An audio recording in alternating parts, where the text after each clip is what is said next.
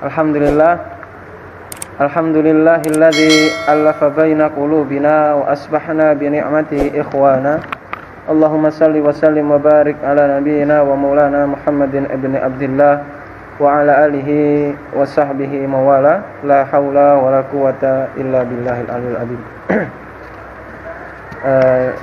Di kesempatan yang mulia ini, mari kita membahas sedikit, melanjutkan pembahasan kita yang sebelumnya, bahwasanya kita mengetahui Allah Subhanahu wa taala telah menurunkan Al-Qur'an, dan Al-Qur'an tersebut adalah kalamullah al-mu'jiz, firman Allah sebagai mukjizat al-munazzal yang diturunkan kepada Rasulullah sallallahu alaihi wasallam biwasitati Jibril, dengan wasilahnya Jibril. Al-ma'budu bitilawatihi, yang bernilai ibadah setiap orang yang membacanya.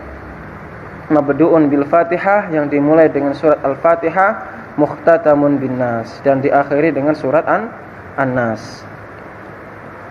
Maka tentu saja Al-Quran ini memiliki fadilah-fadilah yang luar biasa, dan ini dijelaskan oleh Rasulullah SAW di banyak hadis beliau menjelaskan tentang fadail atau fadilah-fadilah Al-Quran ala sabilil ajmal, ya, dengan jalur-jalur yang baik, yaitu dengan kiasan-kiasan yang baik. Misalkan di dalam sebuah hadis dijelaskan, man qara'a harfan min kitabillah, barang siapa yang membaca satu huruf dari kitab Allah Subhanahu wa taala, falahu hasanah, maka ia akan mendapatkan satu kebaikan. Wal hasanatu bi asyri amsalihha, dan satu kebaikan tersebut akan dilipat gandakan menjadi 10 kali lipat. La aqulu alif lam mim harfun, tidaklah aku ucapkan alif lam mim itu adalah satu huruf, akan tetapi alif harfun, akan tetapi alif itu satu huruf, lam harfun, lam itu satu huruf, mimun harfun, mim itu juga satu huruf. Jadi kalau kita membaca alif lam mim mendapatkan 30 huruf, 30 pahala, mendapatkan 3 huruf, dan 3 huruf tersebut menjadi 30 pahala. Luar biasa. Maka siapa saja yang memiliki keterlambatan dalam hal-hal ibadah, kemudian ia ingin mengejar ibadah-ibadah yang lain, maka dengan membaca Al-Quran tersebut menjadi hal yang sangat luar biasa yang bisa digunakan untuk meningkatkan kualitas ibadah seorang mukmin. Di dalam sebuah riwayat Bukhari, bahwasanya Rasulullah sallallahu alaihi wasallam bersabda juga, al-mu'minul ladzi yaqra'ul Qur'an, seorang mukmin yang membaca Al-Qur'an wa ya'malu bihi, dan mengamalkan apa yang ada di dalam Al-Qur'an, kal utrujah, seperti buah utrujah. Ta'amuha thayyib, ta'muha thayyib, rasanya enak, manis. Wa rihuha thayyib, dan baunya juga sedap. Wal mu'minul ladzi la yaqra'ul Qur'an, dan orang mukmin yang tidak membaca Al-Qur'an, wa ya'malu bihi, akan tetapi tetap mengerjakan amalan-amalan yang ada di dalam Al-Qur'an, katamrah, seperti kurma. Ta'muha thayyib, rasanya enak, manis. Wala rihalaha, tetapi tidak punya bau, tidak ada baunya. Wa mithlul munafiq wa mathalul munafiq, dan perumpamaan seorang munafik, alladzi yaqra'ul Qur'an, yang membaca Al-Qur'an. Jadi orang munafik yang membaca Al-Qur'an itu karraihanah, seperti buah raihanah. Rihuha thayyib, buah raihana itu baunya sedap. Wa ta'muha murrun, akan tetapi rasanya itu pahit. Wa mathalul munafik, dan perumpamaan seorang munafik, alladzi la yaqra'ul Qur'an, yang tidak pernah membaca Al-Qur'an, kal handalah, seperti buah handalah. Ta'muha murrun, rasanya pahit, enggak enak. Au khabithun, atau enggak enak. Warihuha murrun, dan baunya juga pahit, enggak enak.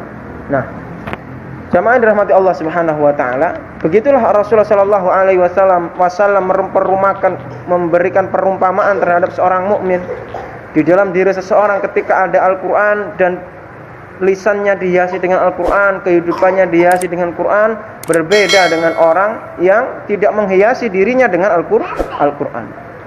Bahkan Al-Qur'an tersebut ketika masuk di dalam diri orang munafik ada kelebihan, masih diberikan sebuah kelebihan, yaitu apa? masih memiliki bau yang sedap. Kurang lebih seperti itu. Di dalam riwayat yang lain yang diriwayatkan oleh Abu Umamah dari Nabi sallallahu alaihi wasallam, diriwayatkan dari Abu Umamah dari Nabi sallallahu alaihi wasallam, qala, ya Rasulullah sallallahu alaihi wasallam bersabda, innal lihamilil Qur'an, sesungguhnya bagi penghafal Al-Qur'an dakwatun, memiliki kesempatan doa mustajabah, yang mustajab, doa yang langsung dijawab. Ya do'u biha fayustajabalahu, ketika orang penghafal Quran ini membaca Al-Quran, menghafal Al-Quran, kemudian dia berdoa pada Allah Subhanahu wa ta'ala, maka dia akan langsung dijawab doanya tersebut. Nah, maka kita berbondong-bondong seorang mukmin, kita berusaha sebaik mungkin agar di dalam diri kita terdapat Al-Quran, sehingga kita bisa menyelamatkan kita kelak pada yaumul hisab. Di dalam sebuah hadis diriwayatkan, Iqra'ul Quran, bacalah Al-Quran, fa innahu ya'ti yaumal qiyamati syafi'an li ashabih. Bacalah Al-Quran, sesungguhnya Al-Quran itu akan datang pada hari kiamat sebagai syafaat kepada sahabat-sahabatnya, yaitu pada orang-orang yang biasa membaca Al-Quran. Kemudian di dalam riwayat yang lain dijelaskan bahwasanya an Aisyah radhiyallahu anha, diriwayatkan dari Aisyah radhiyallahu anha, qalat, Aisyah berkata, qala Rasulullah sallallahu alaihi wasallam, Rasulullah sallallahu alaihi wasallam bersabda, al-mahiru bil Qur'an, orang yang pandai dengan Al-Qur'an, pandai membacanya, memiliki hafalannya, mutqin dalam membacanya, tartil bacaannya, ma'as safaratil kiramil bararah, ia kelak pada hari kiamat akan dikumpulkan pada safaratil kiramil bararah, yaitu para malaikat. Walladzi yaqra'ul Qur'an, dan orang yang membaca Al-Qur'an wa yata'ta, kemudian membacanya itu agak susah. Misalkan ada orang bacanya agak susah, kan sering kita dapati orang baru belajar Al-Qur'an membacanya susah. Ya. Wa huwa alaihi syak, mendapatkan dalam diri dia ini kesusahan dalam membaca Al-Quran, lahu ajran, akan mendapatkan 2 pahala. Luar biasa Al-Quran. Yang pandai membaca Al-Quran kelak pada hari hisab, pada yaumul hisab, dikumpulkan dengan para malaikat. Dan orang yang sudah berusaha membaca Al-Quran akan tetapi mendapati dirinya dalam kesusahan, ia akan mendapatkan 2 pahala. Maka sangat merugi ketika seseorang sudah diiming-imingi oleh Rasulullah sallallahu alaihi wasallam dengan 2 hal yang sangat nikmat tersebut, yaitu dikumpulkan dengan para malaikat, kemudian juga mendapatkan 2 pahala. Maka merugi ketika seseorang tidak bergelut dengan Al-Quran. Kita melihat di era modern ini bagaimana seakan-akan Allah itu memudahkan bagi kaum muslimin untuk mentadaburi Al-Quran, untuk membaca Al-Quran, untuk mentelaah Al-Quran. Kita lihat di dunia modern, di HP mudah untuk kita lihat Al-Quran. Tidak perlu kita misalkan kita kesusahan untuk membawa mushaf, maka ada aplikasi Al-Quran yang bisa untuk kita baca sehari-hari kita. Kita baca ayat per ayat, 1 juz, 2 juz. Itu menjadi kebaikan yang sangat luar biasa.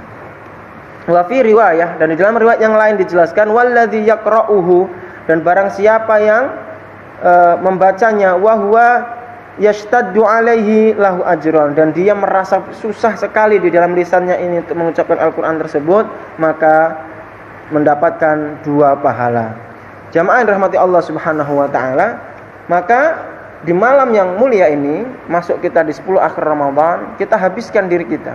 Jangan lupa kita banyak membaca Al-Quran di malam-malam hari kita. Kita hidupkan malam-malam hari kita dengan Al-Quran. Kita hidupkan malam-malam hari kita dengan qiyamul lail, dengan berdoa sesuai yang didoakan oleh Rasul, sesuai doa yang diajarkan Rasulullah sallallahu alaihi wasallam kepada Aisyah radhiyallahu anha, Allahumma innaka afuwun tuhibbul afwa fa'fu anni.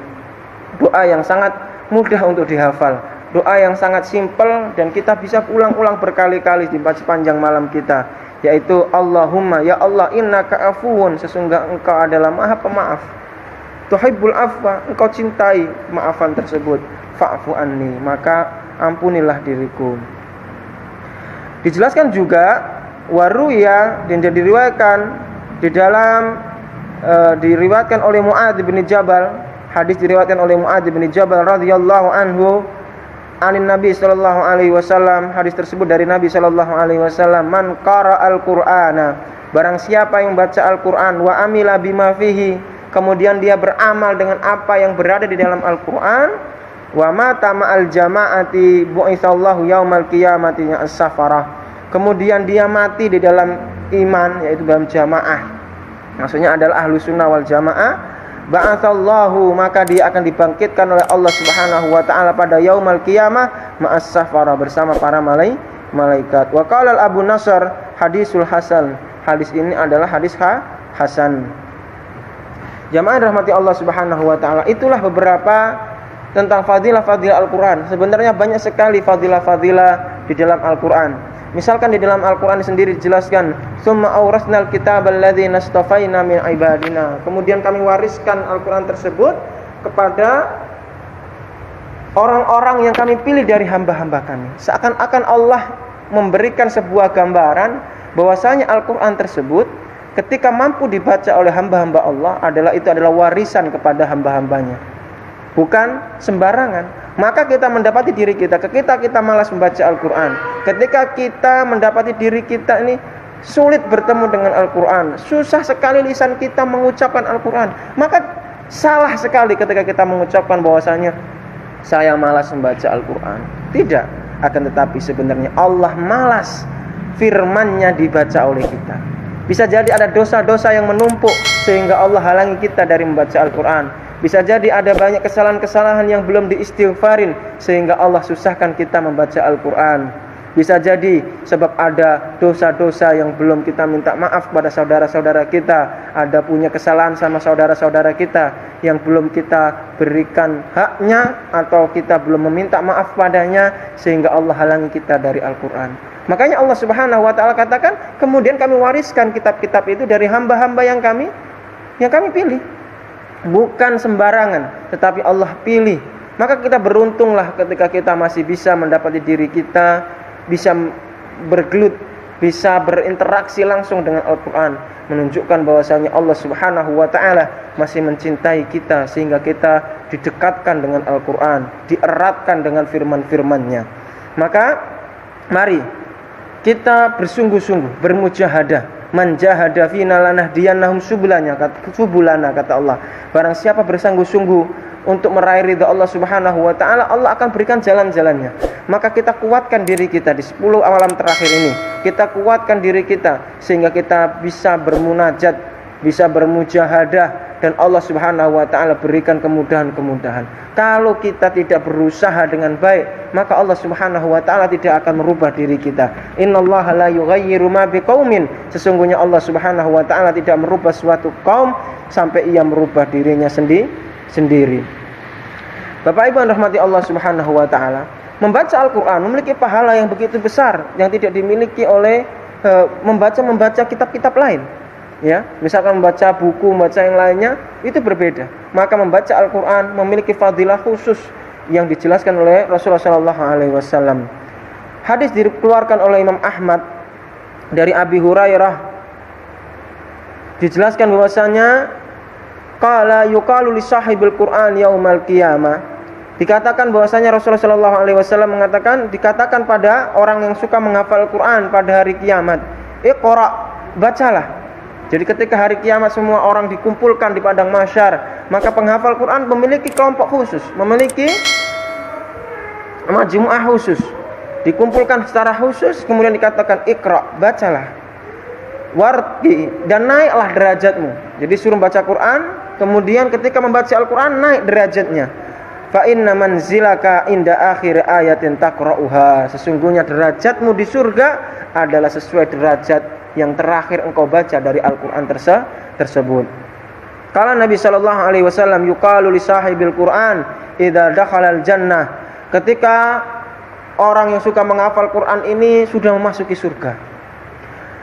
Iqra, kemudian dikatakan iqra, bacalah, warqi, dan naiklah derajatmu, was'ad, dan teruslah menaik.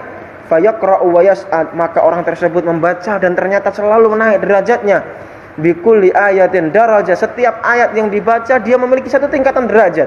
hatta yaqra'u akhiru syai'in ma'ahu, sampai ia membaca akhir dari bacaan yang dia biasa baca. Masya Allah, memiliki kemuliaan yang sangat luar biasa dahsyatnya. Kalau kita hafal Al-Fatihah sesuai dengan hadis ini, kalau satu ayat diangkat derajatnya 1 derajat, maka kalau kita memiliki 7 ayat dari Al-Fatihah, maka kita memiliki 7 derajat kita di surga sisi Allah Subhanahu wa ta'ala. Kalau kita hafal surah Al-Baqarah, ada hafal misalkan surat-surat pendek, ada dari Al-Asr, kemudian ada baca Al-Humazah, ada Al-Fil, kemudian Al-Quraish sampai An-Nas dan lain sebagainya. Sudah berapa ayat itu derajat kita di sisi Allah Subhanahu wa ta'ala. Itulah beberapa fadilah-fadilah baik ketika membacanya maupun ketika menghafalnya. Maka kita berdoa kepada Allah Subhanahu wa ta'ala, semoga Allah mudahkan kita dalam menghafal Al-Quran, dalam membaca Al-Quran. Allah mudahkan kita dalam melaksanakan apa yang ada di dalam Al-Quran, dan Allah rezekikan kepada kita dzurriyyah, keturunan-keturunan yang selalu bergelut di bidang Al-Quran, mengaji Al-Quran, menghafal Al-Quran, kelak akan memberikan syafaat kepada orang tuanya. Sebab apa? Ketika seorang anak masuk surga sebab Al-Quran, maka orang tuanya akan dipakaikan mahkota yang selalu bersinar dan dipakaikan pakaian hijau menjadi ciri khas penghuni surga. Demikian yang dapat disampaikan pada kesempatan kali ini. InsyaAllah kita akan lanjutkan esok hari di kesempatan yang sama. Semoga Allah Subhanahu wa ta'ala memberikan kita kemudahan. Subhanakallahumma bihamdika asyhadu an la ilaha illa anta astaghfiruka wa atubu ilaik. Assalamualaikum warahmatullahi wabarakatuh.